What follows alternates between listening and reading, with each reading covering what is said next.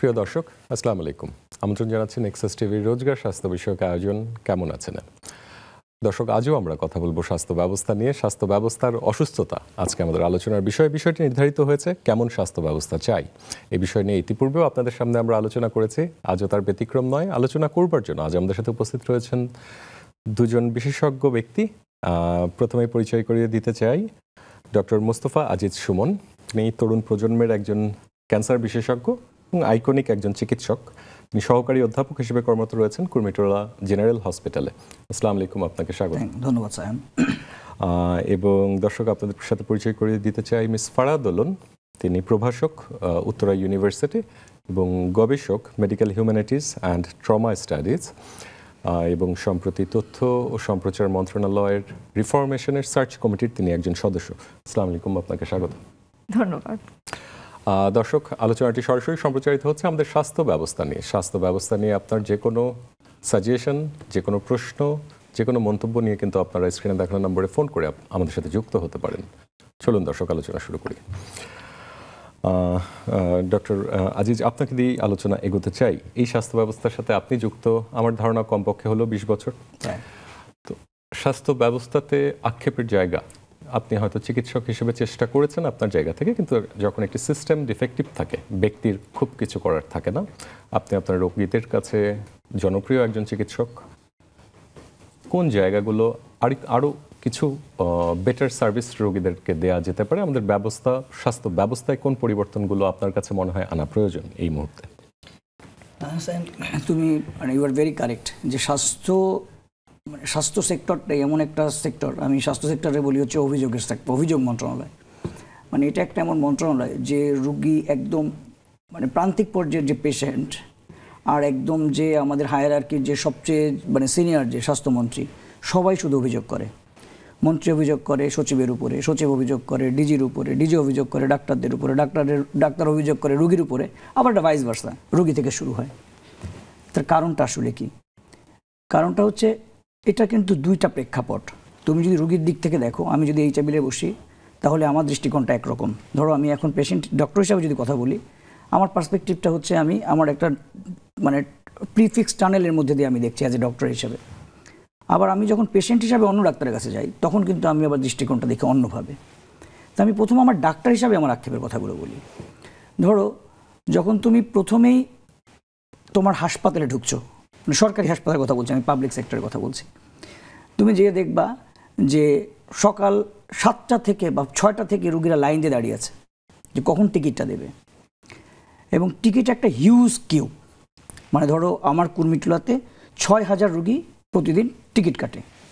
তো 6000 রুগীর টিকিট কাটার জন্য, তারা টিকিট আগে পাওয়ার জন্য কেউ আগের রাতে এসে ঘুমায় থাকে, কেউ সকাল 5টা 4টা থেকে এসে লাইন দেওয়ার চেষ্টা করে। তাতে কি হয়, এই রুগীটা যখন ধরো 8টা বা 10টার মধ্যে রুগীর টিকিটটা পায়, অলরেডি সে কিন্তু 6 ঘন্টার একটা ওয়েটিং টাইম পার করে আসছে। সে ডক্টরের চেম্বারে আসছেই একটা বিরূপ প্রতিক্রিয়া নিয়ে 6 ঘন্টা waiting time, you can just imagine. এই রুগীটা যখন আমার চেম্বারে আসছে, বাই দিস টাইম সে আবার এসে দেখলো যে 20-30 জন রুগী আমার সিরিয়াল দাঁড়ায় আছে। ঢুকতে ঢুকতে রুগীর কিন্তু 8 ঘন্টা পার, সেই 4টা থেকে 10টা। রুগী যখন আমার রুমে ঢুকছে, তখন কিন্তু সে একটা বিরূপ মানসিকতা নিয়ে ঢুকতেছে, বিরক্ত হয়ে গেছে। সে হয়তো সকাল থেকে খায় নাই, করে নাই। এরকম যখন একটা বিরূপ সাইকোলজি নিয়ে একটা পেশেন্ট তোমাকে ঢোকে, তাকে রিয়েলি কনভিন্স করা খুব কঠিন। ডক্টরস পয়েন্ট অফ ভিউ থেকে আমি বুঝি, আমরা বুঝি, তুমি you as a doctor, you could understand the situations. তো যখন একটা রুগী যখন আমার কাছে আসে, তখন আমার প্রেক্ষাপটে কি হয়, ধরো আমার হাসপাতালে একজন ডাক্তার রুগী দেখছে মিনিমাম 150 থেকে 200। কারণ আমাদের হেলথ ব্যবস্থা আমাদেরকে কোয়ালিটি সার্ভিস দিতে বলেছে, quantity service, not quality service. এখন পর্যন্ত প্রত্যেকের কথা হচ্ছে নাম্বারস অফ পেশেন্ট দেখো, কাউকে ফেরানো যাবে না। তুমি কি লিখছো দ্যাট ডাজন্ট ম্যাটার, কিন্তু তোমার রুগীকে তোমাকে বিদায় করতে হবে।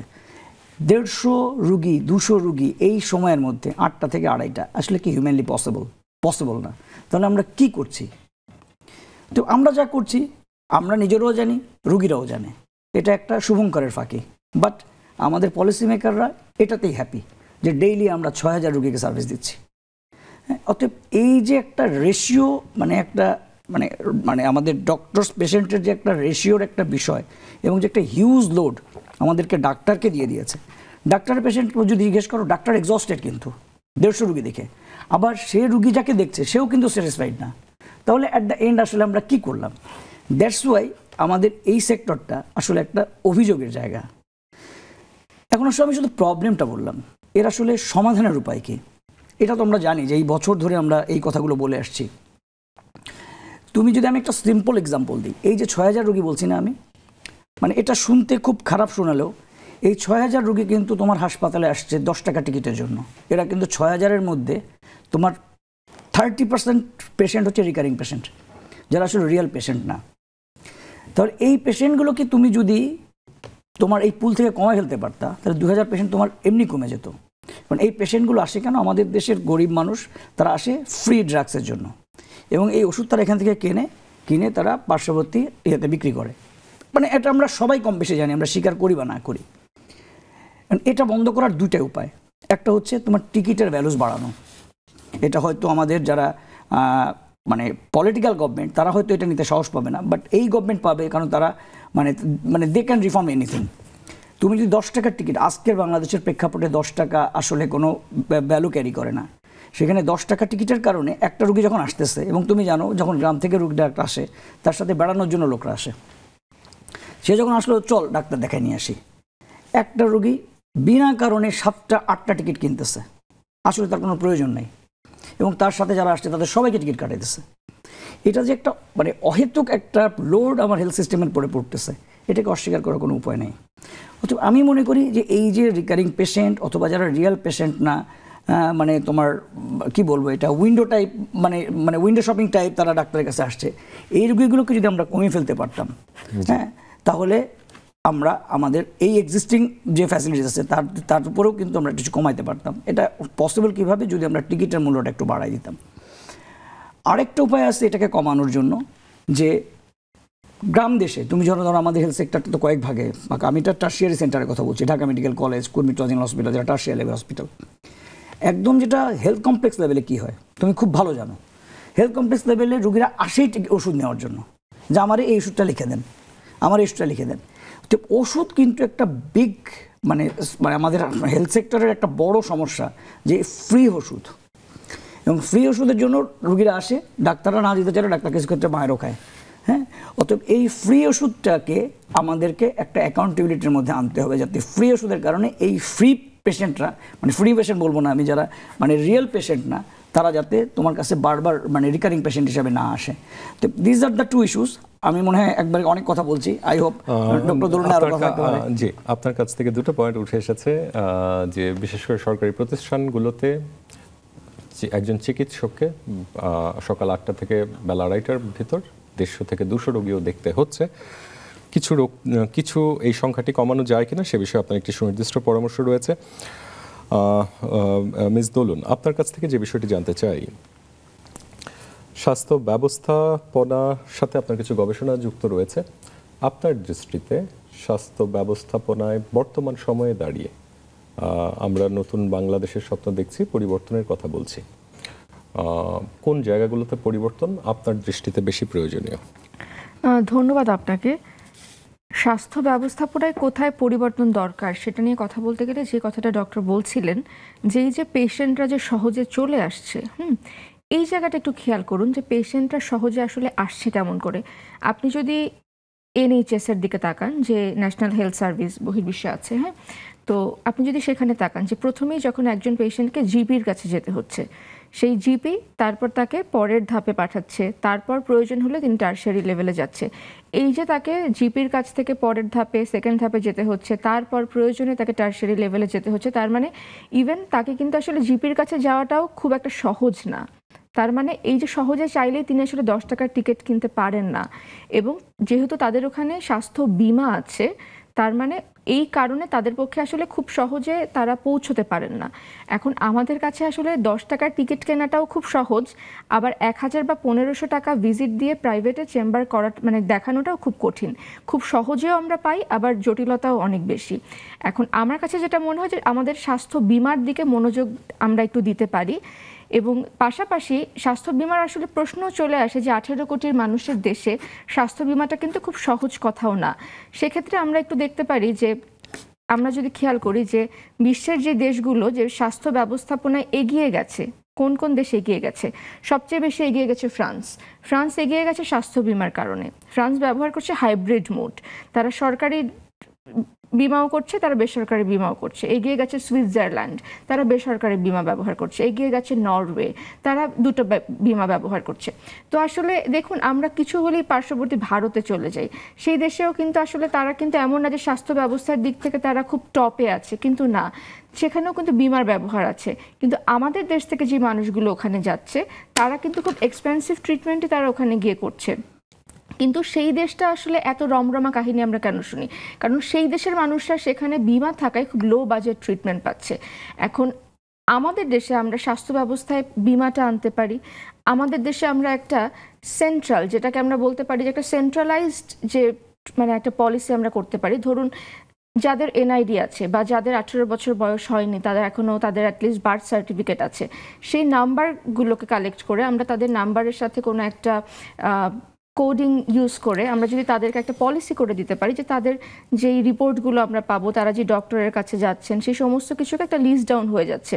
তো ডক্টর সুমন তিনিও যদি হচ্ছে তার কাছে যদি যায়, তিনি যে প্রেসক্রিপশন ইনপুট দিচ্ছেন সেটাও সেই ডেটাতে চলে যাচ্ছে। তারপর সেই পেশেন্ট আপনার কাছে গেলে আপনি তার ওই বার্থ সার্টিফিকেট নম্বর কিংবা এনআইডি নম্বরটা দিলে সেই ডেটাটা আপনিও পেয়ে যাচ্ছেন। তো এইভাবে আমরা যদি আসলে সমস্ত কিছুকে একটা ডেটার মধ্যে নিয়ে আসতে পারি, সেটা কিন্তু খুব দরকার। তারপর ই ব্যবস্থা, যেটা ই হেলথ সার্ভিসের কথা আমরা বলছি, সেই হেলথ সার্ভিসের দিকেও আমাদের যাওয়া দরকার। আর একটা জিনিস খুব দরকার আমাদের এই মুহূর্তে, সেটা হচ্ছে আসলে স্বাস্থ্য শিক্ষা, যেটাকে আসলে আমরা অনেকাংশে ইগনোর করে যাই। স্বাস্থ্য শিক্ষা বলতে আমরা অনেকাংশেই বুঝি যে এটা শুধুমাত্র বোধহয় মেডিকেল স্টুডেন্টদের জন্যে, কিন্তু স্বাস্থ্য শিক্ষাটা কিন্তু আসলে সবার জন্যে দরকার। স্বাস্থ্য শিক্ষাটাকে আসলে স্কুলের বইতে নিয়ে আসা প্রয়োজন। আমরা হোম ইকোনমিক্সের বই দেখি, কৃষি শিক্ষার বই দেখি ছেলেদের, কিন্তু না, স্বাস্থ্য শিক্ষা নামে আসলে একটা কারিকুলাম দরকার। বা আমি অ্যাজ আ মেডিকেল হিউম্যানিটিজের স্টুডেন্ট বলতে পারি যে মেডিকেল হিউম্যানিটিসটাকেও আসলে শিক্ষাক্রমে নিয়ে আসা দরকার। এবং যারা মেডিকেলের স্টুডেন্ট তাদের কারিকুলামে আসলে মেডিকেল হিউম্যানিটিসটাকে নিয়ে আসা প্রয়োজন। সেটা কেন, সেটা একটু বলি। এই যে স্বাস্থ্য খাতে যে আমরা ব্যয় করি বা যে টাকাটা খরচ হয়, এটাকে আমরা ব্যয় বলি বা খরচ বলি। এটাকে যদি খরচ না বলে আমরা ইনভেস্টমেন্ট বলি, আমরা যদি এটাকে বিনিয়োগ বলি, তাহলে কিন্তু আমরা বলতে পারি যে এটা আমাদের স্বাস্থ্যের প্রতি আমি একটা বিনিয়োগ করলাম। দেখুন কেন এটা আসলে বিনিয়োগ। যেই রোগী এটাকে ব্যয় মনে করেন, তিনি মনে করেন আচ্ছা আমি তো এটাকে খরচ করে ফেললাম। রোগীরা আসলে স্বাস্থ্য খাতে খরচ করতে চায় না, তারা সমস্ত কিছু করছে, তারা ফ্ল্যাট কিনছে, গাড়ি বাড়ি করছে, বেসরকারি বিশ্ববিদ্যালয়ে পড়ালেখা করছে, সমস্ত কিছু বাজার করছে, খাচ্ছে দাচ্ছে, সমস্ত কিছু হচ্ছে। কিন্তু কেউ আসলে তার যদি ক্যান্সার হয়, তার যদি একটা অপারেশনের প্রয়োজন হয়, সেই টাকাটা তার কাছে থাকছে না, তখন সেটা তার জন্য বার্ডেন। এবং একই ঘটনা আসলে রাষ্ট্রও করছে। রাষ্ট্র কি করছে দেখুন, ব্যক্তিও করছে, রাষ্ট্রও করছে। রাষ্ট্র তার দেশজ জিডিপির মাত্র 0.9% চিকিৎসা খাতে বরাদ্দ করছে। তো ব্যক্তিও যেমন আসলে চিকিৎসাকে আসলে এক ধরনের লোড বা বোঝা মনে করছে, রাষ্ট্র খুব সামান্যতমই জিডিপির অংশ চিকিৎসা খাতের জন্য রাখছে। তাহলে আমরা যে আসলে বলছি যে চিকিৎসকেরা গবেষণা করে না, তাহলে চিকিৎসকেরা আসলে কেমন করে গবেষণা করবে যদি চিকিৎসকদেরকে আসলে প্রপারলি ফান্ড দেওয়া না হয়, বা চিকিৎসকদের জন্য যদি আসলে প্রপারলি তাদের জন্য আমরা কাজ না করি, বা চিকিৎসকদের উন্নয়নের জন্যে বা কিংবা হচ্ছে বিভিন্ন ক্লিনিক স্বাস্থ্যসেবার উন্নয়নের জন্য যদি আসলে প্রপার কাজ না করা হয়। তারপর আমরা কমিউনিটি মেডিকেলের কথা বলি, আমরা কমিউনিটি ডেভেলপমেন্টের কথা বলি, সেই কমিউনিটি ডেভেলপমেন্টও আসলে খুব প্রয়োজন। তারপর আমরা সবসময় একটা কথা বলি, মানে আমি আসলে এখানে যেহেতু একজন ডক্টর আছেন এবং আমি যদি বলি যে একজন নাগরিক বা একজন পেশেন্ট পয়েন্ট অফ ভিউ, তাহলে এটা বলা যায় যে আমাদের দেশের ডক্টররা highly qualified, definitely they are highly qualified, কিন্তু আমাদের আসলে ল্যাবরেটরির সমস্যা আছে, অনেক ভুইফোর ল্যাবরেটরি আছে। আপনি যদি বিভিন্ন সরকারি মেডিকেলে যান, সেখানে আপনি অনেক সিন্ডিকেট দেখতে পাবেন যে ঢোকা মাত্রই ওই মেডিকেলে আপনার ল্যাবে না গিয়ে আপনাকে পাঠিয়ে দেওয়া হবে যে বাইরে থেকে একটা ল্যাবে গিয়ে আপনি করে আনুন, কারণ নিশ্চয়ই সেখানে অনেক রকম স্বার্থ সংশ্লিষ্টতা রয়েছে। তাহলে এত ভুইফোর ল্যাবরেটরি, সেগুলো নিশ্চয়ই আপনার কোয়ালিটি নিশ্চয়তা হচ্ছে না, কোয়ালিটি নিশ্চয়করণ করা হচ্ছে না। তাহলে এই যে ভুইফোর ল্যাবরেটরিগুলো তৈরি করা হচ্ছে, সেখান থেকে তো আসলে মানের প্রশ্নগুলো উঠছে যে তার মানে আমাদের আসলে ল্যাবের মান উন্নয়ন দরকার বা ওই মেশিনারিজগুলোর মান উন্নয়ন দরকার। তো সেই জায়গাগুলো যদি আসলে আমরা ডেভেলপ করতে পারি, তাহলে সম্ভবত আমরা এই যে আমাদের একটা বড় অঙ্ক যেটা আসলে বাইরে চলে যাচ্ছে, একটা টাকার অঙ্ক, মানুষরা যে বাইরে ট্রিটমেন্ট নিতে যাচ্ছে সেই টাকাটাকেও বোধহয় দেশে রাখাটা সম্ভব হবে। কারণ সেই টাকাটাকে যদি আমরা দেশে রাখতে পারি তাহলে তো অবশ্যই দেশের লাভ, এবং শুধু আসলে দেশের যে লাভ হবে সেই ক্ষেত্রেই না, কারণ আমার কাছে বরং মনে হয় আমরা আমাদের দেশে আমরা আসলে মেডিকেল ট্যুরিজমটাকেও কিন্তু আমরা গড়ে তুলতে পারি। কারণ আমাদের দেশে আসলে এত হাইলি এডুকেটেড ডক্টর নিঃসন্দেহে আছে। বেশ কয়েকটি পয়েন্ট মিস দোলন আপনার আলোচনা থেকে উঠে এসেছে। আপনি যেটি কথা বলছিলেন যে এমন একটি ব্যবস্থা মেডিকেল ট্যুরিজম, সেটির আমরা স্বপ্ন দেখি, স্বাস্থ্য ব্যবস্থা আমরা স্বয়ংসম্পূর্ণ হব এবং অন্য দেশ থেকে আমাদের কাছে মানুষ আসবে, সেই স্বপ্ন আমাদের রয়েছে। আরও আলোচনা রয়েছে স্বাস্থ্য ব্যবস্থার অসুস্থতা নিয়ে, তবে একটি বিরতির পর। দর্শক, সময় হলো বিরতির, সাথেই থাকুন।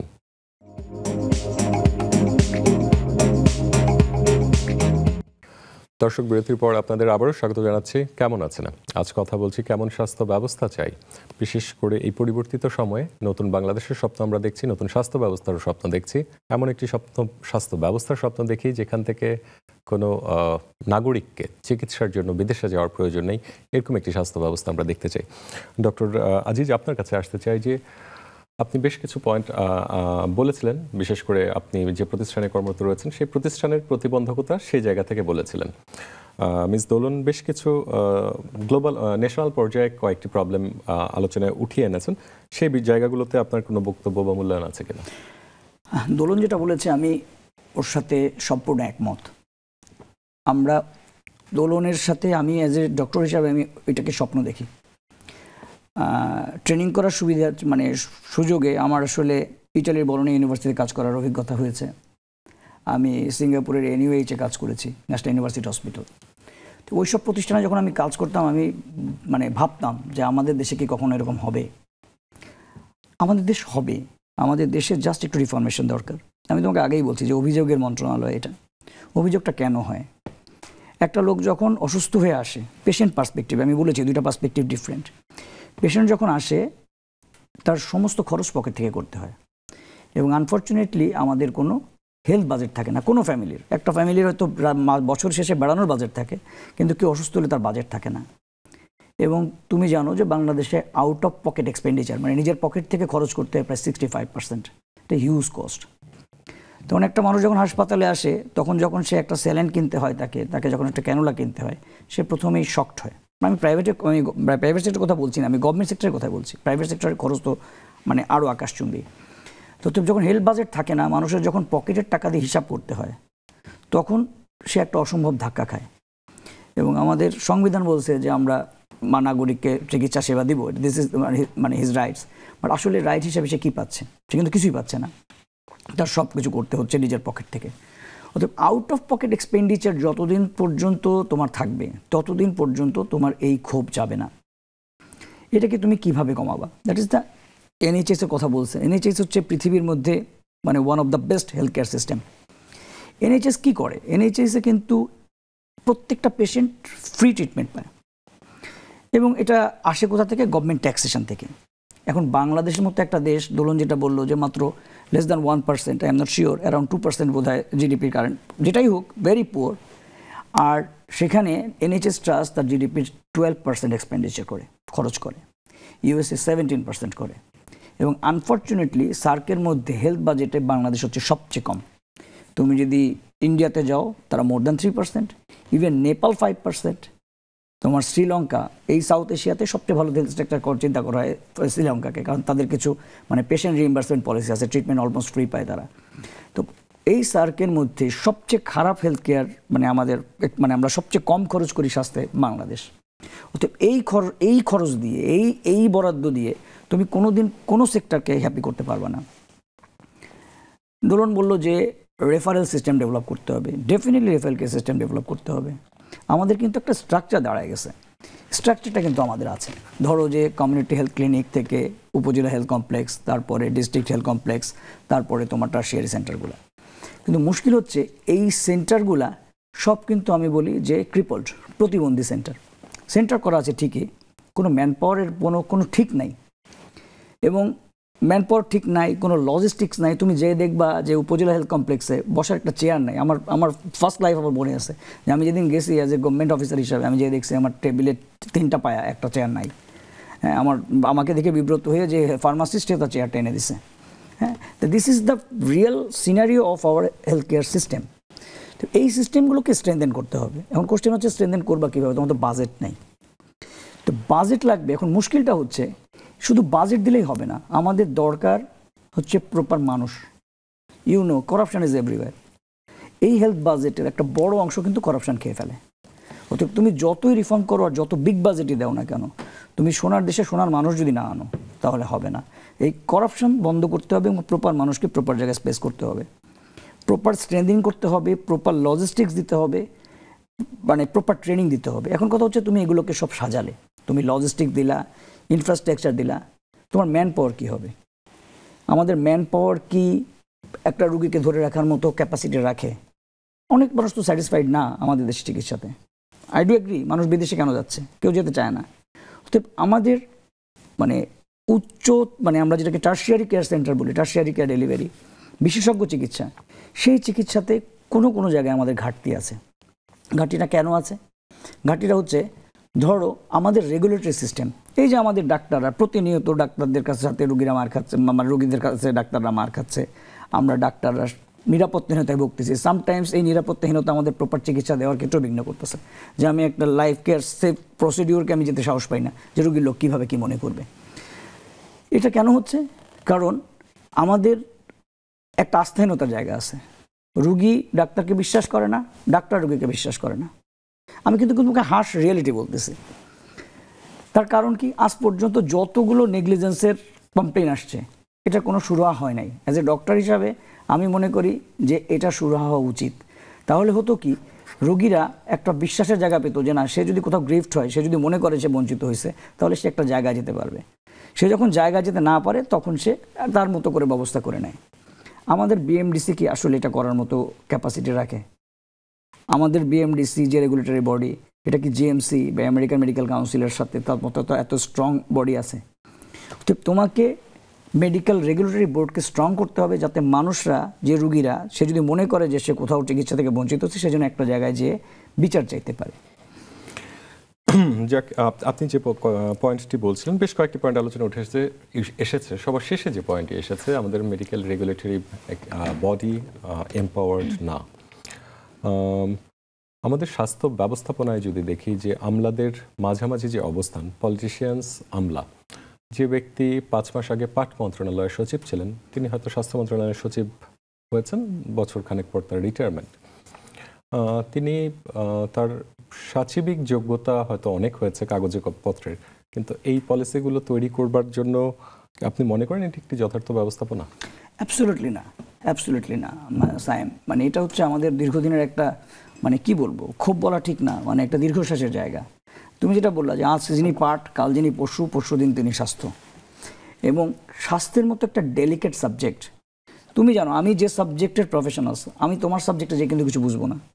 বিং দ্য সেম কমিউনিটি, আমি ডক্টর হিসাবে আমি কার্ডিওলজির সাবজেক্ট আমি বুঝবো না, আমি অনকোলজি যতটা ভালো বুঝবো। তো সেক্ষেত্রে একটা মানে ঘরানার মানুষ সে এসে হঠাৎ করে হেলথ সিস্টেমকে বুঝে ফেলানোটা আসলে খুব কঠিন ব্যাপার। এজন্য মানে এনএইচএসে কারা ডিল করে, যে মানে হু আর ডিলিং দিস মানে system, all professionals bodies are there. হ্যাঁ, এখন আমাদের দেশের এই ব্যবস্থাপনাটা যতদিন পর্যন্ত না থাকবে, এই ব্যুরোক্রেসির মানে ঘোড়া টেপে আমাদের কিন্তু ঘুরতেই হবে। এখন আমরা বহুদিন ধরে বলছি কৃত্য পেশাভিত্তিক আমরা মানে ব্যবস্থাপনা চাই, সেটা তো বহুদিন ধরেই আছে। বাট ডেফিনেটলি আমাদের নিজস্ব ব্যবস্থাপনা যতদিন পর্যন্ত না থাকবে, যতদিন ব্যুরোক্রেসির মধ্যে স্বাস্থ্য ব্যবস্থা ঘুরতে থাকবে, ততদিন এই রেড টেপ ব্যুরোক্রেসির থেকে আমরা বেরোতে পারবো না এবং মানুষজন মানে নিশ্চিত স্যাটিসফাইড হবে না। জি, অনেক ধন্যবাদ। আপনার কাছে কয়েকটি পার্টিকুলার পয়েন্ট নিয়ে আমি আবার আসবো। ধরুন, আপনি বলছিলেন স্বাস্থ্য বিমার বিষয়টি, সেই জায়গাতে আসলে বাজেট একটি বড় চ্যালেঞ্জ হয়ে দাঁড়িয়েছে। আলোচনায় যেটি উঠে এসেছে, আমাদের বাজেট বরাদ্দ 1%-এরও কম থাকছে স্বাস্থ্য ব্যবস্থাপনায়, যেটি দুর্ভাগ্যজনক হলেও সার্কের ভেতর সর্বনিম্ন বাজেট অ্যালোকেটেড আমাদের হেলথ সার্ভিসে। সেই জায়গাতে দাঁড়িয়ে রোগীরা একদিক থেকে, আমি মনে করছি যে আমাদের চিকিৎসা ব্যবস্থা বা স্বাস্থ্য ব্যবস্থা আমাদের দেশের রোগীদের সাথে চিকিৎসকদেরকে মুখোমুখি একটি অবস্থানে নিয়ে গেছে, যেটি আলোচনায় উঠে এসেছে। এই জায়গা থেকে চিকিৎসকের পার্সপেক্টিভ আমরা শুনেছি, সাধারণ মানুষের বা একজন কনসার্নড নাগরিকের পার্সপেক্টিভ থেকে আপনি কিভাবে দেখছেন? দেখুন, এটা আসলে পুরোপুরি মানে আমার কাছে মনে হয় একটা ডিভাইড অ্যান্ড রুল পলিসি, যেটা আসলে ব্রিটিশদের দাঁড় করানো।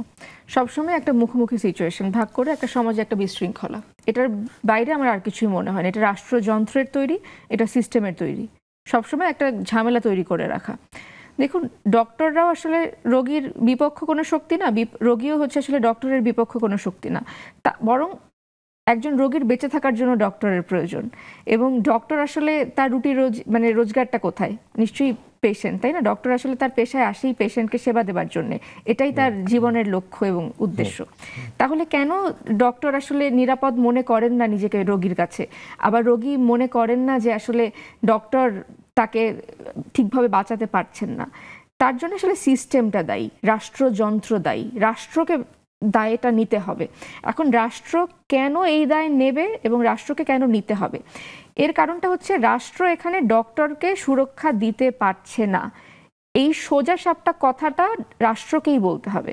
এখন আপনি বলতে পারেন যে রাষ্ট্রকে তো দেখা যায় না, রাষ্ট্রকে ছোঁয়া যায় না, তাহলে আপনাকে বলতে হবে যে সরকারের কাছে যেতে হবে। এখন সরকারকেও ছোঁয়া যায় না, তাহলে এর দায় হচ্ছে আপনার প্রধানমন্ত্রীকে নিতে হবে, রাষ্ট্রপতিকে নিতে হবে, আপনার স্বাস্থ্যমন্ত্রীকে নিতে হবে, ডিজি হেলথকে নিতে হবে, এডিজিকে নিতে হবে, যারা এই স্বাস্থ্য সংশ্লিষ্ট যতজন স্টেক হোল্ডার আছে সেই সকল রথী মহারথীকে নিতেই হবে, যারা ডাক্তারদেরকে সুরক্ষা দিতে পারছে না।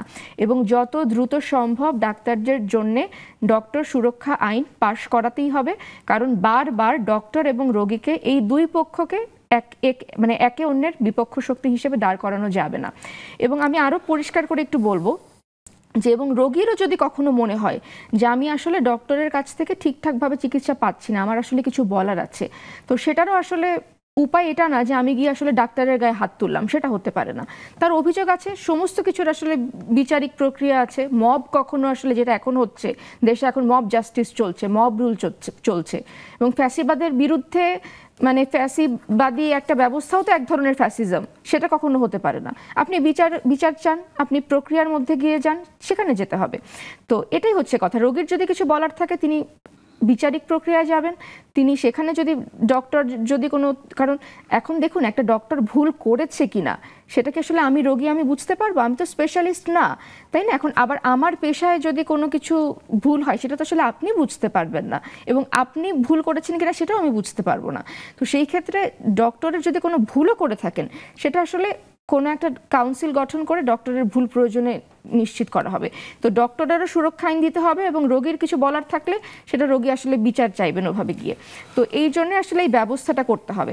এখন এখানে আমি অ্যাজ আ প্রফেশনাল, যেটা আমি বারবার বলি যে মেডিকেল হিউম্যানিটিস কি বলে, এখানে ন্যারেটিভটা খুব ইম্পর্টেন্ট, যেটা আমরা বলি ন্যারেটিভ মেডিসিন, গল্প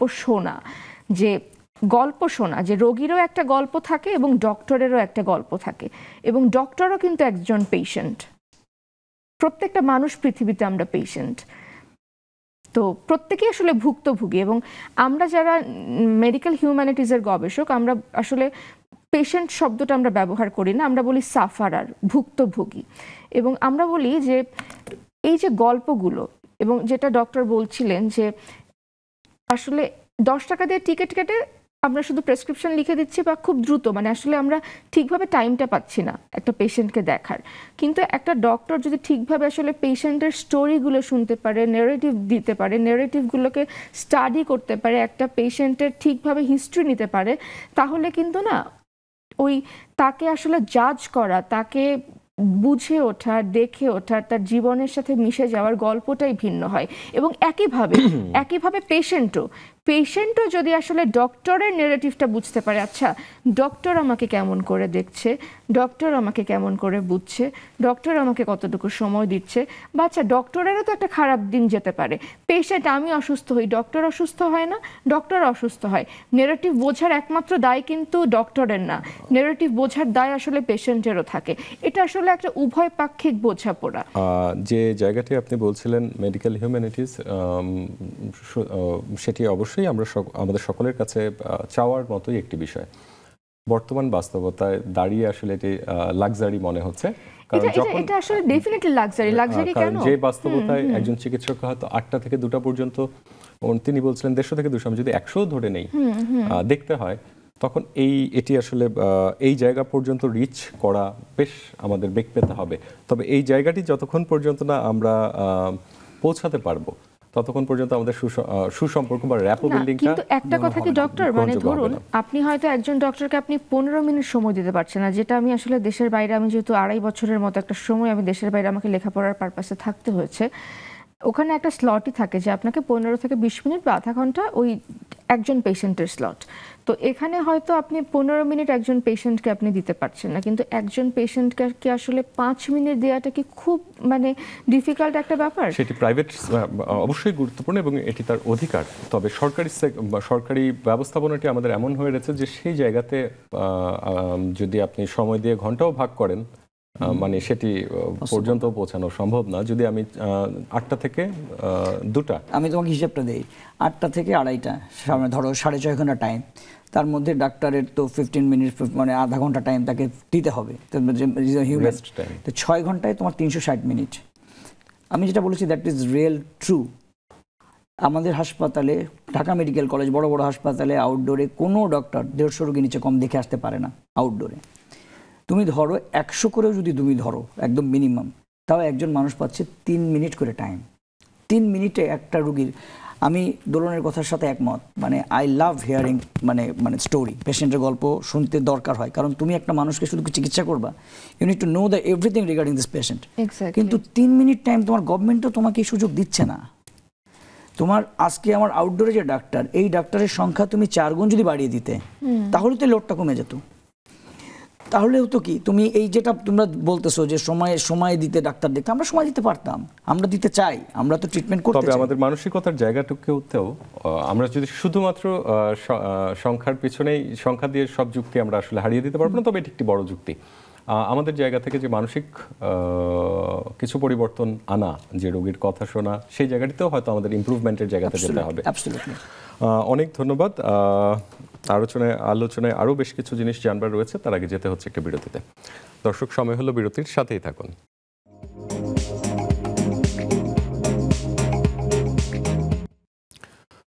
দর্শক, বিরতির পর আপনাদের আবারও স্বাগত জানাচ্ছি। কেমন আছেন?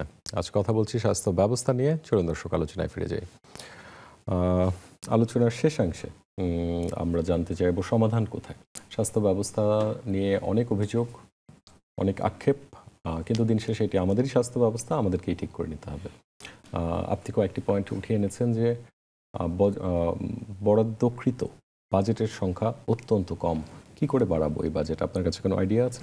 ওকে স্যাম, প্রথম কথা হচ্ছে যে এই যে কথাগুলো আমরা বললাম, কথাগুলো আমরা ধরো লাস্ট 20 ইয়ার্স একই কথাই আমরা বলে যাচ্ছি, নাই নাই নাই, এই কথা তো আছে। আমি তো বলেছি যেটা অভিযোগের মন্ত্রণালয়। এখন এর থেকে বেরিয়ে আসার উপায় কি? ডেফিনেটলি আমরা একটা নতুন ধারার দিকে আগাচ্ছি এবং আমরা উই কুড বিলিভ যে উই ক্যান মেক দ্য চেঞ্জটা আমরা কীভাবে করবো? It is possible. প্রথম কথা হচ্ছে হেলথ সেক্টরের বাজেট বরাদ্দ করতে হবে। এখন যেটা হয়, আমাদের পলিসি মেকারদেরই অ্যাটিটিউড চেঞ্জ করতে হবে টুয়ার্ড হেলথ। তারা অন্যান্য বিষয়গুলোতে যে পরিমাণ বরাদ্দ দেন, হেলথে তার সেখান থেকে তাদেরকে মাইন্ডসেট আপ চেঞ্জ করে বলতে হবে যে health is a very important component. অতএব অ্যাটলিস্ট 5% জিডিপি বাংলাদেশের হেলথ সেক্টরে বরাদ্দ করতে হবে। শুধু বরাদ্দ করতে হবে না, every Penney should be accountable. আমার ইচ্ছে হলো আমি একটা মেশিন কিনে ফেললাম, আমার পার্সোনাল ইন্টারেস্টে সেটা পড়ে নষ্ট হয়ে গেল, এটা হতে পারবে না। অতএব বাজেট বরাদ্দ করতে হবে এবং প্রত্যেকটা পয়সার পুরোপুরি হিসাব নিতে হবে। এটা জনগণের টাকা, নাম্বার 1। নাম্বার 2 হচ্ছে আমাদের, তুমি জানো যে আমাদের কিন্তু অ্যাচিভমেন্ট আছে হেলথ সেক্টরে। প্রাইমারি হেলথ কেয়ারে আমরা অনেক অ্যাচিভ করছি। আমাদের লাইফ এক্সপেক্টেন্সি 72 বছর, আন্ডার 5 মর্টালিটি রেস কমে গেছে। আমাদের তোমার কি বলবো, family planning coverage very good, immunisation coverage very good, যে কারণে বাংলাদেশ অনেকগুলো অ্যাওয়ার্ডেডও হয়েছে বাংলাদেশ। কিন্তু these are all in the preventive health care সিস্টেমে। আমাদের মেইন ল্যাকিংসটা এখন হচ্ছে আমাদের স্পেশালাইজ সার্ভিস, যেখানে ম্যাক্সিমাম মানুষ দেশের বাইরে চলে যাচ্ছে। এটার জন্য আমাদের ডেভেলপ করতে হবে আমাদের স্কিল ম্যান পাওয়ার। আমাদের যে পোস্ট গ্রাজুয়েশন কোর্স, সেটাকে একদম ঢেলে সাজাতে হবে।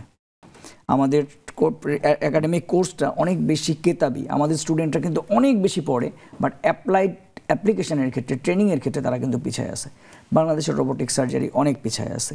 বাংলাদেশে হায়ার স্কিল ট্রিটমেন্টগুলো কেন বাংলাদেশ থেকে বাইরে যেতে হবে মানুষকে একটা স্কিল সার্জারির জন্য, একটা স্কিল ট্রিটমেন্টের জন্য কেন বাংলাদেশে মানুষকে বাইরে যেতে হবে? অর্থাৎ স্কিল ট্রিটমেন্টের ফ্যাসিলিটিস বাংলাদেশে ডেভেলপ করতে হবে। এটা কীভাবে করবো আমরা? আমরা কি প্রত্যেকটা এতগুলো মানুষকে বিদেশে পাঠাতে পারবো? নো, এটা হবে উল্টা চক্করে।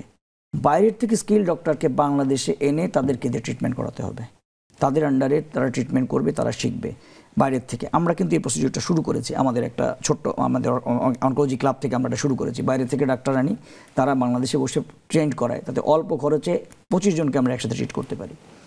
তো অতএব আমাদের পোস্ট গ্রাজুয়েশন কোর্সকে ঢেলে সাজাতে হবে, পোস্ট গ্রাজুয়েশন কোর্সকে যুগোপযোগী করতে হবে, এবং একই সাথে যেটা আবার বলছিলাম যে ডক্টর পেশেন্টের আস্থাহীনতার যে জায়গা, ডক্টরের গায়ে কেউ যদি টাচ করে, he should be punished immediately without any মানে excuse, he should be punished. তারপর এটা বিচার ব্যবস্থা হবে। একই সাথে যদি কোনো রুগী নিজেকে বঞ্চিত মনে করে, একটা স্ট্রং কাউন্সিল থাকতে হবে যাতে সে সেখানে বিচার ব্যবস্থা দিতে পারে। নাম্বার 4, বাংলাদেশের সবচেয়ে বড় প্রবলেম হয়ে গেছে, যে কোনো কিছু হলেই একটা মিডিয়া কাভারেজ, মিডিয়া ট্রায়াল হয়ে যায় যে অমুক ডাক্তারের চিকিৎসার ভুলে তোমার রোগী মারা গেছে। সেই জায়গাগুলো কারেকশনের জায়গাতে পৌঁছানো নিঃসন্দেহে বেশ কয়েকটি গুরুত্বপূর্ণ সমাধানের রাস্তা আমি বলবো যে উঠে এসেছে আপনার কাছ থেকে। দোলন, আপনার কাছ থেকে কোনো মন্তব্য সমাধানের বিষয়ে? জি, সমাধানগুলো বলছি। একটা হচ্ছে আমাদের বোধহয় ওয়ান স্টপ হেলথ সিস্টেম হতে পারে। সেটা হচ্ছে যে আমাদের জরুরি মানে এমার্জেন্সি বিভাগ থেকে ওয়ার্ডে যেতে যেতে আসলে অনেকটা সময় ব্যয় হয়ে যায়। তো আমরা যদি আসলে সেখানে দেখা হয় কি, জরুরি বিভাগ থেকে ওয়ার্ডে যেতে যেতে অনেক রোগী খারাপ হয়ে যায়। তো আমরা যদি আমাদের এমার্জেন্সিটাকেই, জরুরি বিভাগটাকে আরেকটু ডেভেলপ করতে পারি, সেটা হতে পারে আমাদের জরুরি বিভাগগুলোকে। এরপর হচ্ছে আমাদের ডাক্তারদের ভাতা বাড়াতে হবে। আপনারা আসলে পেটে না খেলে পিঠে সবে না। তো যেই ডক্টর আসলে MBBS পাস করছে 5 বছরে, তারপর FCPS ট্রেনিংয়ে যাচ্ছে কিন্তু বেতন পাচ্ছে খুবই কম, তো সেই অবস্থায় আসলে তাদের ফ্যামিলি চলবে না। তো তাদের ভাতা ডেফিনেটলি সরকারকে বাড়াতে হবে। তারপর আপনার এডুকেশনাল সিস্টেমেই মানে হচ্ছে সেটা একদম স্কুল লেভেল থেকেই, স্কুল লেভেলের বাচ্চাদেরকে আসলে আপনার একদম যে বেসিক শিক্ষাগুলো, ধরুন কিভাবে একটু মানে ব্লাড প্রেশার মাপতে হয়, কিভাবে খুব সামান্য একদম একটু মাসেল মানে ইন্ট্রা মাসেল যে ইনজেকশনগুলো দেয়া বা খুব একদম বেসিক যে ট্রেনিংগুলো ওগুলো দিতে হবে। শিক্ষা কারিকুলামের ভেতরেই মেডিকেল হিউম্যানিটিসকে দিতে হবে, এবং ডেফিনেটলি মেডিকেল এডুকেশনেও আসলে মেডিকেল হিউম্যানিটিসকে ঢোকাতে হবে। তাহলে ডক্টরও শিখবে যে কেমন করে আসলে মেডিকেল হিউম্যানিটিসটা অ্যাজ আ ন্যারেটিভ কীভাবে ডেভেলপ করতে হয়। এবং মেডিকেল হিউম্যানিটিসটা পড়ানোর এখতিয়ার যেহেতু আসলে হিউম্যানিটিস ব্যাকগ্রাউন্ডের প্রফেসরদের থাকে, তাহলে এই হিউম্যানিটিস এবং মেডিকেল সায়েন্স তাদের মধ্যে একটা ব্রিজ বিটুইন তৈরি হবে। এবং আর একটা ব্যাপার যেটা, সেটা হচ্ছে যে হেলথ প্রফেশনাল আমি বলতে পারি যে এই যে মানে স্বাস্থ্যক্ষেত্রে স্বাস্থ্য প্রফেশনাল ক্যাডারদেরকে আসলে আনতে হবে, কোনো কৃষি কিংবা অন্য ক্যাডার আসলে থাকবে না। তাহলে আসলে এখানটা আরও ডেভেলপমেন্ট ঘটবে। এবং আর একটা ব্যাপার যেটা, প্যারালাল হেলথ কেয়ার ডেভেলপ করতে হবে আমাদেরকে। প্যারালাল হেলথ কেয়ারটা কীরকম, আমরা যদি আসলে আমলাতান্ত্রিক জটিলতার মধ্যে থাকি, আমরা যদি আসলে শুধুমাত্র সরকারের উপর ডিপেন্ড করে থাকি, তাহলে আসলে হবে না। বরং আমরা যদি আসলে আমাদের হেলথ সিস্টেমটাকে পুরোটাই যদি একটা বেসরকারি খাতে নিয়ে যাওয়া যায়, প্যারালাল একটা হেলথ সিস্টেম ডেভেলপ করে, একদম সেটা সমস্ত দিক দেখবে আপনার, একদম কমিউনিটি লেভেল থেকে শুরু করে টার্সিয়ারি লেভেল সমস্ত জায়গায় প্যারালাল একটা হেলথ সিস্টেম যদি ডেভেলপ করা যায়, তাহলেও বোধহয় স্বাস্থ্যক্ষেত্রের ইমপ্রুভমেন্ট হতে পারে। এবং খুব একটা মেজর জায়গা আমি নক করব, সেটা হচ্ছে প্রচণ্ডভাবে একদম স্বাস্থ্য মন্ত্রণালয়, স্বাস্থ্য অধিদপ্তর, প্রত্যেকটা জায়গায় স্বাস্থ্যের যিনি মাথা, স্বাস্থ্যমন্ত্রী, স্বাস্থ্যর উপদেষ্টা, কখনোই আমরা দেখেছি যে স্বাস্থ্যমন্ত্রী ছিলেন একজন ইংরেজির গ্র্যাজুয়েট। এখনও আমরা দেখছি যে স্বাস্থ্যের উপদেষ্টা একজন ডক্টর না, হেলথ কেয়ার প্রফেশনাল যে কেউ হতে পারে। তিনি হতে পারতেন একজন কোনো মানে পাবলিক হেলথ গ্র্যাজুয়েট হতে পারতেন, তিনি অন্য কোনো হেলথ কেয়ার প্রফেশনাল হতে পারতেন, কিন্তু তাকে অবশ্যই হেলথ কেয়ার প্রফেশনাল হতে হবে। না হলে আসলে তিনি হেলথ কেয়ারের দুঃখ তিনি বুঝবেন না। না হলে অরাজকতা হবে, ডিজি হেলথ 1 মাস বন্ধ হয়ে থাকবেন, রোগে ভুগবেন, ডেঙ্গুর প্রকোপ বাড়তে থাকবে, স্বাস্থ্য ব্যবস্থা অব্যবস্থাপনা চলতেই থাকবে। ধন্যবাদ দোলন। এই জায়গাটাতে একটি কথা বলতে চাই, চিকিৎসক স্বাস্থ্যমন্ত্রীও ছিলেন বিভিন্ন সময়, তাতে খুব সুরাহা হয়েছে, তেমন কি বলার সুযোগ কি রয়েছে কিনা? সায়েম, মুশকিলটা হচ্ছে যে আমি দোলনের সাথে টোটালি এগ্রিড। তুমি জানো যে মানে সমস্যার সমাধানটা একটা জায়গায় পথ খুঁজতে হবে। একজন প্রফেশনাল যদি তোমার তার মানে জন্য খোঁজাটা সহজ হবে, তার জন্য চিকিৎসকের সোজাটা জন্য। খবর যাবে, বাট এতদিন যে তোমার এক্সিস্টিং সিস্টেম, একজন মন্ত্রী সবকিছু করতে পারেন না। অতএব একজনকে যদি তুমি হেলথ প্রফেশনালস দাও আর যদি তাকে সুযোগ দাও যে সিস্টেম রিফরমেশনের জন্য, তার জন্য অনেক বেশি সহজ হবে দেন একজন নন প্রফেশনালকে দিয়ে যদি তুমি করতে চাও। অতএব you need a professionals with a proper system, অথবা তুমি যাকেই বসায় দাও না কেন এই জঞ্জালের সিস্টেমে সে কিছু করতে পারবে না, but we need a definite professionals.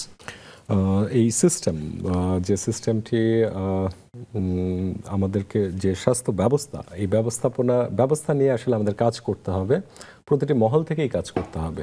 সেটি চিকিৎসকদের করতে হবে, সমাজের প্রতিটি, আমি বলবো প্রতিটি স্তর, প্রতিটি স্টেক থেকেই কথা আসতে হবে। মিডিয়ার সেখানে গুরুত্বপূর্ণ ভূমিকা রয়েছে। সকলে মিলেই গড়ে নিতে হবে আমাদের স্বাস্থ্য ব্যবস্থা। একেবারেই শেষ পর্যায়ে পৌঁছে গিয়েছি। সবার শেষে 30 সেকেন্ডে কোনো বার্তা আপনাদের রয়েছে কিনা? বার্তা হচ্ছে যে একটা কথাই বলবো, যেহেতু এখানে একজন ডক্টর আছে এবং পেশেন্ট পয়েন্ট অফ ভিউ থেকে বলছি বা গবেষকের জায়গা থেকে, সবাই মিলে আসলে স্বাস্থ্য খাতটাকে ধরতে হবে। কারণ শিক্ষা খাত এবং স্বাস্থ্য খাত এই দুটো জায়গায় ঠিক না করলে না আসলে দেশটা এগোবে না। এবং আসলে আমি যদি বলি একজন রোগীরও দায়িত্ব আছে স্বাস্থ্য খাতে কন্ট্রিবিউট করার। তো সেই জায়গা থেকে আমি বলবো যে সকলে মিলে আসলে দেশটাকে গড়ে তোলবার খুব প্রয়োজন। এবং এই যে ইন্টারিম গভর্নমেন্ট এই মুহূর্তে আছে, এই গভর্নমেন্টকে সহায়তা করুন।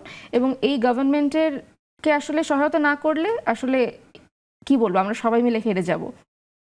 সবাই মিলে হেরে যাব। সবার শেষে ক্লোজিং রিমার্ক, ডক্টর আজিজ। আমি আগেই বলেছি যে আমি ডক্টর হিসেবে স্বপ্ন দেখি যে বাংলাদেশের হেলথ সিস্টেম একদিন NHS এর আদলে যাবে এবং এখনই সময় শুরু করার। আমরা মনে করি যে অনেক আলোচনা হয়েছে।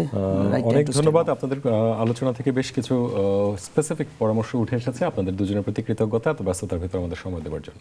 ধন্যবাদ স্যার। দর্শক, সামনের দিন অন্য কোনো বিষয় নিয়ে কথা হবে। সে পর্যন্ত সবাই ভালো থাকুন, সুস্থ থাকুন। ধন্যবাদ।